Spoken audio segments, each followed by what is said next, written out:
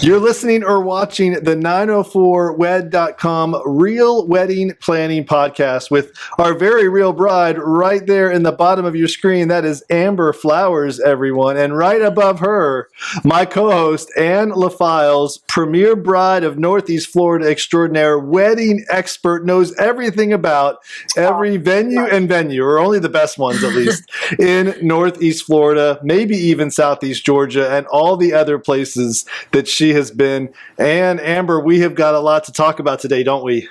Yes. And it is only getting closer to your wedding day, Amber. Every single one of these podcasts just inches a little bit closer and closer. And you are fresh off of a trip to Tennessee. How is that with your fiance?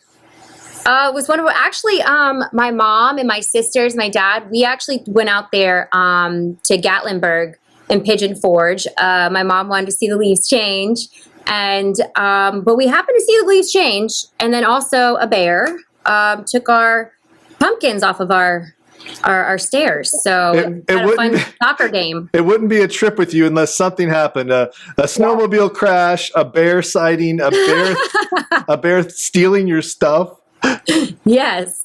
No, actually the trip was wonderful. We went horseback riding. My sisters and I went horseback riding, which is a good bonding moment because you could tell Riley was like a bit nervous to be on the back of the horse, and it started to trot, and she just was like, whoa, she lost it. She was a little scared. But yeah, it was really good. The weather was great. It was beautiful. Bonfires, s'mores. Like, it's really good to celebrate that time. And plus it was right before my mom's birthday, we went before my mom's birthday kind of for to celebrate that too. But Chris was there. The guys went golfing. It was good. It was excellent. You've had one party, it seems like, or event after another. It seems like every time we record, one of these, we're talking about that. And I think that's great. And with other brides out there, and maybe giving Amber here a little insight as to post-wedding, right? The letdown. Is there a letdown that happens after the wedding is done when the trips and all the other planning kind of drop off? How do you plan and prepare for that? I don't know if you really can, to be honest. There definitely is a letdown because, you spend a year, months preparing for your wedding. It's kind of the focus of everything that you're doing. So after it's said and done, there is a sense of relief that it's over and that you're not stressing about it anymore, and you're married and it is said and done. But I think there's also like a void kind of in your life for a little while because you're trying to figure out what to do with the time that you were spending planning for the wedding. Do you feel that coming around the corner, Amber? Yes. I do know that I was reading that there's such thing as travel depression. So when you come back from a travel, it's just like, oh my gosh, because your eyes get to see so much, and you're busy kind of going on excursions, and it's like, okay, a year or months of planning. You're busy with it. You're focused on it. All you're doing is making this dream come to reality. Then everything comes to reality, and then boom, there's the honeymoon, and you go back home. But the good thing about it is we just bought a new home. So our registry, everything, we get to now open it up and not have 20 cheese boards or anything. We're kind of getting like, as we cook in the kitchen, what we need. So there's so much to do afterwards. Now making this house together as husband and wife that I'm like looking forward to. And that's where the babies come in, after wedding planning. Oh boy. That's where the babies come. So, Is there going to be a baby planning podcast after this? Is that what I'm hearing? I would have loved that. Well, speaking of babies, I'm just kidding. Speaking of babies, actually this weekend, my maid of honor, we're throwing her baby shower. So I've learned so much. I'll be honest, it's mostly my mom and Rose doing a lot of it because it's going to be at 8:41, So, and underneath the oak trees, tea under the tree. But I'm learning so much about what you need as a new mom, as going through her registry and listening to her, because she is honestly, she has helped me through this so much, like tremendous. I was a part of her wedding. So I followed her through all of it. It's different being a bride and being a best friend of someone that just recently got married and having a baby. So is there going to be a baby podcast? I am down. I'm ready. Speaking of babies, is your wedding going to be a kid-friendly event? And what advice do you have to offer people, Anne, when it comes to kids and babies, two different situations, right? And needs when it comes to weddings in general? Amber, are you going to answer your I first? can, but okay. There's we're not having children at the reception. And there's going to be some that are involved in the ceremony. So, but offering sitter service that you do a lot of research on, I have done that. But one is bringing a sitter, which is one of their close relatives. So staying back, and then offered to watch other children as well. So now you have a 12-year-old, maybe she'll be 13, goddaughter who help pick out your dress. Is she a child, or does she get to come to the wedding? Like, where do you draw the line when you say kids at weddings? I know. So I also have family coming in from New York, and my cousins and stuff and nephews. And where do you draw the line? Because they're going to be 13 as well. So I know that we have a big Italian family. So they're used to seeing everything, whether it's at a Thanksgiving table. So they're used to it. But, I'm drawing the line with anybody under the age of 18. Wow. All right. Hey, you got to draw the line somewhere, but that's good news. Be fair. It would be favoritism in that sense. Like, okay, this, because I just don't want to play that game, and it's just not fair. And I really want the mothers and the fathers and the parents to just have a good time and enjoy, and their kids they're safe, they're taken care of, we're catering for it too. They got their chicken tenders and everything they want there, and they'll be fine.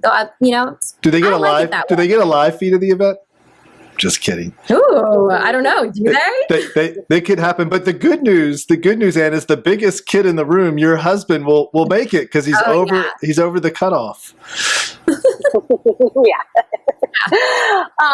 So, I think every bride and groom has to make that decision on what they want to do with the kids. And I think it really also depends, like, what stage of life you're in, if you're going to be inviting your kids or not. Because if you have a lot of sisters and brothers that have young kids,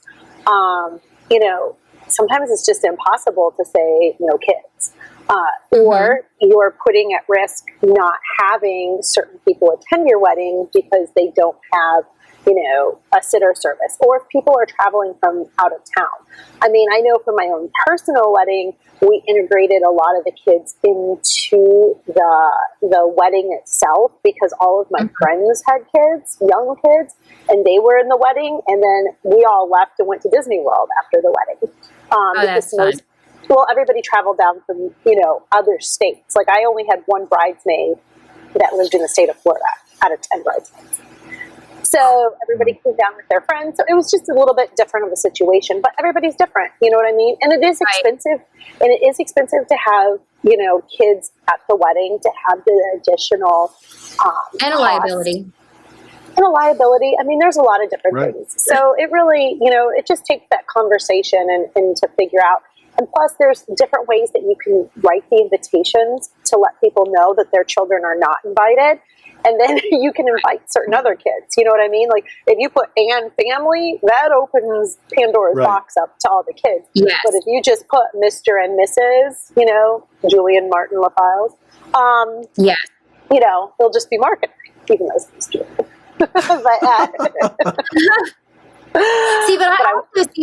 Here comes the thing that I have a question about. So I have family down that's coming from Orlando, and okay, so their kids aren't 18 years old, but they are so extremely mature.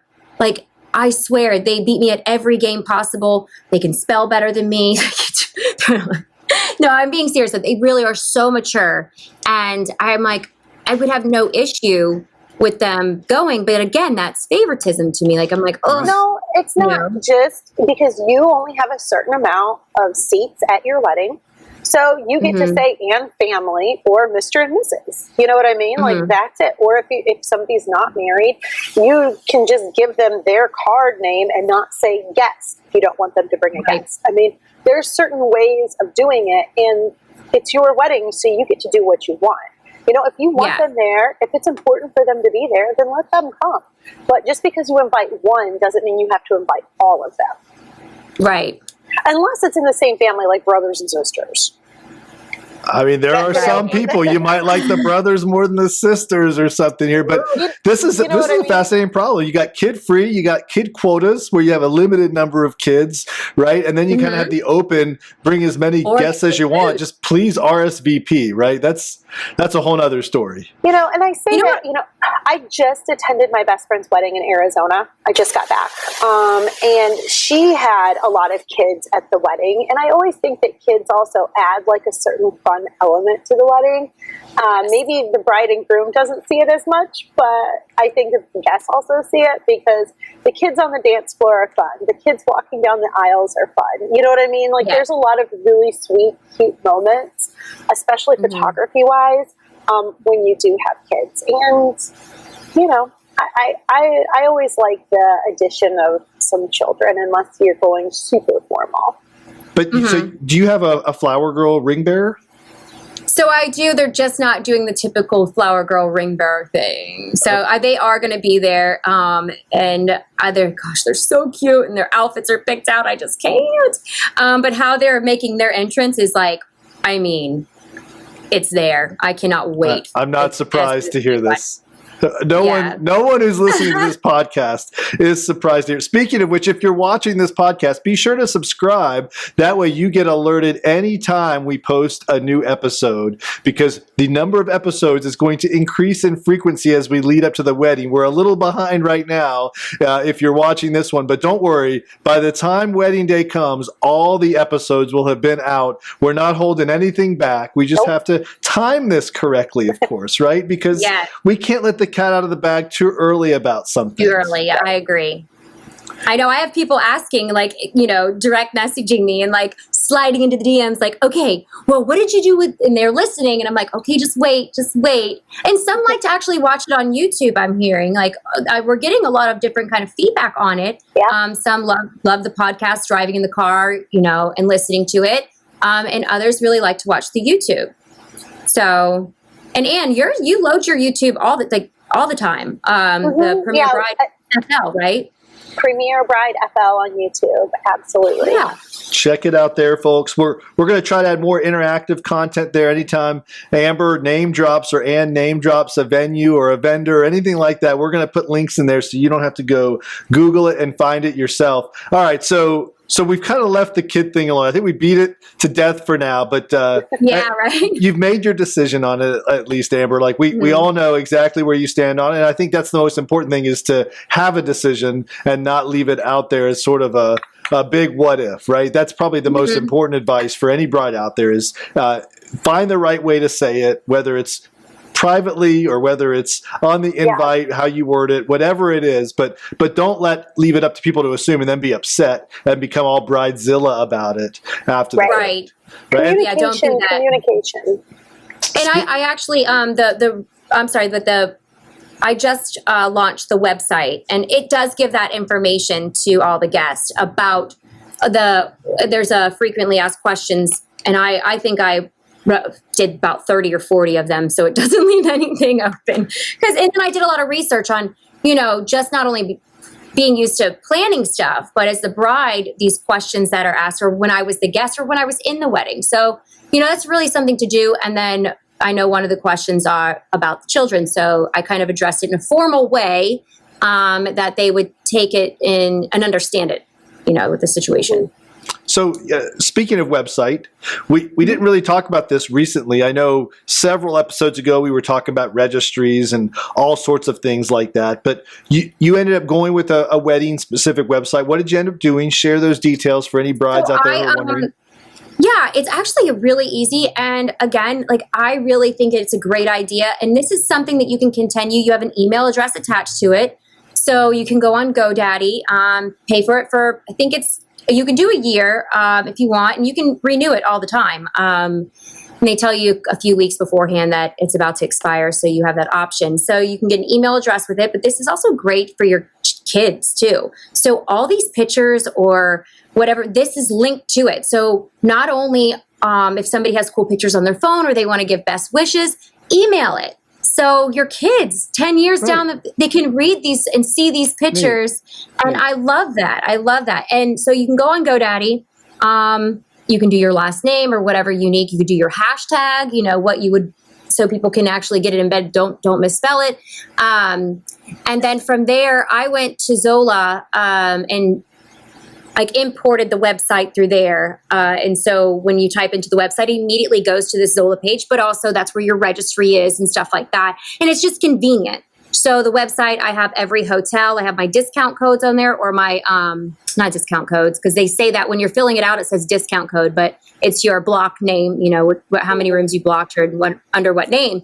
So with that, and then things to do, around downtown St. Augustine, if people are traveling from Ohio or if they're coming down from New York, I kind of did different routes if they want to fly into Orlando and drive up, or if they want to, because some are direct and some aren't. So some from Ohio are direct into Stanford. You're going to do the Allegiant and save some money and rent a car with a group, drive it to St. Augustine. So I kind of mapped it out for them. So you just wouldn't have those questions. And I know that a lot of my bridesmaids, and they were like, gosh, this is a load of information. You really don't have to do it. Well, you really don't want your phone ringing constantly over questions. So save it. Like if you have to, I don't want to hear the questions that either, I'm sorry, you could probably Google and figure it out, but I don't even want the out of town guests that we think it's so easy because we know St. Augustine. Right. They don't. And I want them to feel as comfortable as possible. So don't worry about that. I really did a little too much, but I haven't finished the website completely. So when you do launch it, you have the option to just exit out of what is released. So right now, and if you want to RSVP, I'm still fixing the formal because that is a pain. Ladies, let me tell you, Excel, if you do not know how to use Excel, you better YouTube and figure it out, because when you load a file into any of these, you have to remember these columns that you're in, A, B, C, D, all the way to wherever, and all the way down. Make sure that your spelling is correct, and everything is going to have to be separated from your city to your state, separate. And it was a pain because I didn't know that. I know how to use Excel, but I really didn't realize. I thought I could just do this on 3 lines and copy and paste it or load it into. No. So you have do a formal address for your formal invitations, do an informal for your save the dates, and then understand when people go to log into RSVP online, that's what I'm going to do. It's an online thing. They can do it on a mobile. There's an app for it if you wanted to. You can go straight from there and fill out, but they have to have their first and last names, and their guest, no matter if it's their husband, their wife, or their +1, has to be in a separate column as well. Yeah. So, are you asking ages to make sure everyone meets the minimum? Yes. By the way. I love it. All right. So you're planning to keep this website around. Now, is this website open to the public? Do you have to have a certain code to get in? It is open to the public. And that was something that was questioned, like, oh my gosh, this is, you don't know, are you going to get creeps? No, we have police officers that are going to be there at the front. So I'm not really, and the transportation that's organized differently. So there's not people, I'm not worried about it. I don't have any crazy people in my life, thank God. And I'm just not concerned about it. And Chandler Oaks, Mr. Chandler, security is tight there. He's so wonderful to work with. Matter of fact, I was just there for the recent mixer. That's right. There was an open house at Chandler. We revealed the first time, I believe, that lights have ever been hung from the rings there that are normally used for florals. So we brought some club lighting to the rings there, which is kind of cool. I don't know what your plans are yet with your decor, Amber. We haven't really talked about that, but if that's there, then we've tested out. We have proven you can hang lights at Chandler and create a club lighting atmosphere that's sophisticated when it needs to be, and it's dance-worthy, club, nightclub, concert-esque when it's time for that too. Yeah, it was great. I love the look of it. Santos, of course, is there, and we were just I spent a lot of time with him because it's right in that area, so I got to measure out the dance floor, but it was really cool because there was different vendors there. It was something just very small, but it was great. You had a different caterer, different bars, and you got to meet new people. I booked somebody there, and she came up to me. Her daughter recognized from Instagram and just certain things. And her daughter was like, I think I know you from somewhere. And I was like, oh, okay. We get to talking, and her mom owns Spray Tan now. Where is this from? Where do you know me from? But she follows me. She's been following on Instagram, and her mom is going to be doing the spray tan. So we hope. So brides, listen up. Pay attention to the schedule that your vendors have up to your wedding, not just your venue, but the vendors, because there's all sorts of events that are happening, even in this weird pandemic time, open houses, whatever, some socially distanced, some may be remote or virtual, but there's lots to learn by going to these. Just because you picked a venue doesn't mean you ignore the open house or the mixers that they have anymore. There's always a chance to kind of stay on the up and up there. But what a beautiful venue. I mean, I can't wait for people to see the pictures of that venue and what you're able to do with it. Yeah, we are doing I was talking to Mr. Chandler, and I was like, okay, when I was giving him some ideas and kind of walking it through, and he was like, okay, this has not been done here. And that was just like, like, I want to hear that, because it's something that is so different. And I love bringing that into, because I really didn't want barn rustic, and there's nothing wrong with it. It's just not my style. So for somebody to have this vision in a barn and not make it rustic, he was kind of like, huh? And let me tell you, the vision between him and his wife, they know, his wife is extremely talented. So it's like, when they gave me the thumbs up, I was like, boom, boom. Love it. I love it. Well, that all sorts of excitement to come when we talk about venue and decor for sure. Wrapping up the website piece, we switched off it for a minute, but advice out there to brides and grooms and other family members is you do need to think about the security behind that website. You are putting a lot of information out there. If you've got baby mama drama, baby daddy drama, whatever you have in your life, you really need to think about that, because the last thing you want, right, is someone knowing a little too much about you. And you can easily secure those websites with some sort of a code so that it's not quite as easy to get in. But what a great tool to take advantage of. I'm waiting for the first person. I'm sure there's already one out there, and probably knows them, who's already done a wedding app for their phone, and all the guests have downloaded their app, and everything's on the app, right? So, but what a great way to use technology, especially in today's time, to help everyone out and make their life easier. That's probably some of the best advice that I've seen or heard given out here on this podcast for sure.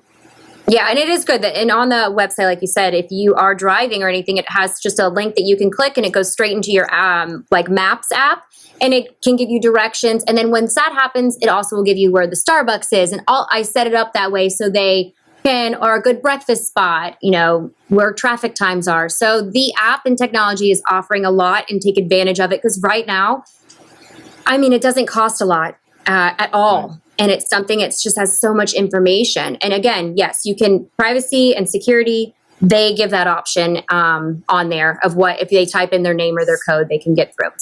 Now, speaking of open houses, and we're not taking away any light from you here. You were just featured at Clay Theater with a big photo shoot, if I'm not mistaken. You had some involvement there recently, and I don't know, Amber, if you had a chance to go to that, but let's talk about that. It's a different venue, but this is about wedding planning overall and open houses and the right frame of mind to go into an open house with, and what to expect, right? It's not normally just for the venue. Normally they bring in vendors who are preferred or who have done work there. What should brides expect? And tell me about the Clay Theater open house. Well, what I do is I do a couple fashion and decor photo shoots to highlight our local vendors and the local talent here in Northeast Florida each year. And this time I partnered with the Clay Theater to have my fashion and decor photo shoot there at the Clay. And then we brought in, oh my gosh, I don't even have the numbers off the top of my head, but there was at least 9 different tables set up to highlight the vendors themselves. So we usually have like 20 to 30 different wedding vendors participate in the Premier Bride magazine fashion and decor photo shoots. I hire the professional models. We bring in hair and makeup. I mean, we get our bridal salons to bring in dresses, and we spend a full day creating a lot of beautiful setups. And what I really like to do is I go to, a venue, and we've been to 41 events. clay cedar, bowling oaks, you name it. But I pick a theme that doesn't necessarily fit within the venue space itself. If you're familiar with the clay theater, it is absolutely beautiful. I mean, very formal, whites and blacks and golds. White and black. It's very Art Deco. You know what I mean? Like, everybody goes really chic in there. It's beautiful, absolutely beautiful. But our two themes were Wedding Fiesta, which were bright fiesta colors, and then we did a masquerade ball that wasn't as moody, a lot of reds and things. So we try and pick different themes that will highlight those venues in ways that brides and grooms have never seen before.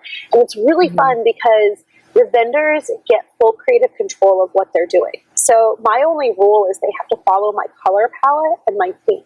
That way, when we do the spread in the magazine, all the photos look really coherent because everybody uses the same colors. And they can do whatever they want. And it's awesome. So if you really want to see amazing talent and see what the vendors of Northeast Florida are thinking in their head and can put together for your wedding, go to our website at pbjacksonville.com, click on our galleries page, and you can look through pages and pages of albums of photo shoots. And follow us on Pinterest too, because I don't post all the images on the galleries, but Pinterest is really starting to blow up with my galleries. So. Was there any pampas grass featured? No. Because there was none, because it's all been taken by Amber. She's going around the city collecting pampas grass. We actually talked about it. There's a shortage of pampas grass. I know who has it.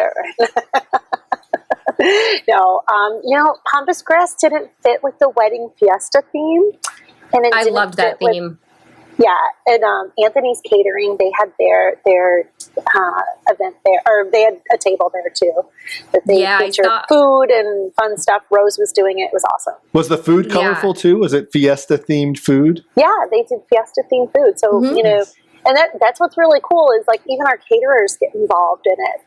We give them a fun theme, we've done Rock and Roll Bride. Rock and Roll, Punk, we've done Vintage Carnival, and people come up with a menu that reflects the theme. So if you want a really themey wedding, vendors in Northeast Florida can handle it for sure. Yeah, she really loves that. They really get creative there. And they love that. Here's the color palette. And they do. Yeah, I love it. I'm so sad I missed this one. But Rose and Stephanie, they did such a good job. And I was watching it behind the scenes. I was like, send me all the videos. So and even Amber, you did for Rock and Roll Bride. You were on hair and makeup, weren't you, for that shoot? Yeah, that one. And then we did one about. I did a couple of the Rock and Roll, and that was at Glass Factory. The Glass Factory, and then Bowing, I think, was another one. That was Vintage Carnival. Yeah. Okay, so that one, and there was another one. Oh, I try and rotate vendors. At 841. Yeah. At 840. Of course, you were at 841. Yeah. Yeah, and I did all different kinds. I think I was doing the Bananas Foster at one. I was doing hair and makeup at one. So I've been in different places of all. Yeah, she was the model for making Bananas Foster. Bananas Foster. There was a model for that. Wow. It was Amber. Of course. Yeah, it was Amber. I think I was the only one that knew how to make it at the point of, and I was in all black.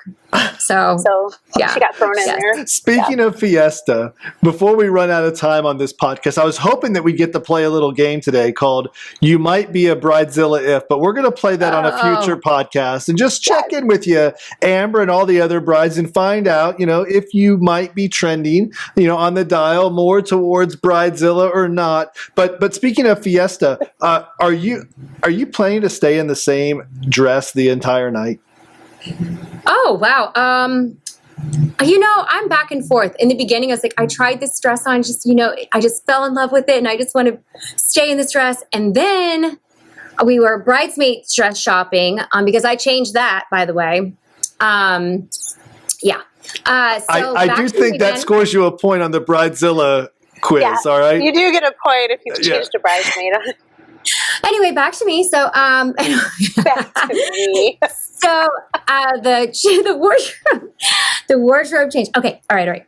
So, one of the bridesmaids tried on the dress set, and I just was handing her dresses, and then I had this one dress. I was like, well, let me just try it on and see. And then I looked in the mirror and I had this piece on. It's not even a dress, it's a piece. And I was like, oh, like, I don't know. I think I'm having a moment on this. So yeah, I think I might do an outfit change, but I'm thinking just for our final dance. Okay. Like, and then, because we're going out afterwards. So it's now a going out outfit. Oh. So I know that a lot of people do not want to go out afterwards and they think, oh, are they really going to make it afterwards? I mean, I know I'll make it.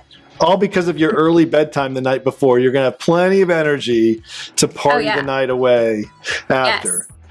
Yes. Mm-hmm. I love it. Well, listen, speaking of going out afterwards, we're going to have to carry on the rest of our podcast another time, and after podcast, if you will, because we are out of time on this podcast. This podcast is officially coming to a close. We're going to have our grand exit out of here real quick. We have got plenty more to talk about, though. So if you've been watching, look, hit that subscribe button because we got some great content coming that you're not going to want to miss here, folks. And trust me, it's only going to pick up in speed as we get closer. So Amber, thank you for being that open, sharing, transparent bride like you always are, sharing with us all your ideas, holding a little bit back so that even Ann and I are surprised when it comes to your wedding plans. And Ann, of course, thank you so much for all that you contribute here to us as well. So everyone else, please be sure to hit that subscribe button and follow us along on the 904wed.com Real Wedding Planning Podcast, brought to you here by Premier Bride of Northeast Florida and jackshomes.com. We will catch you on our next episode.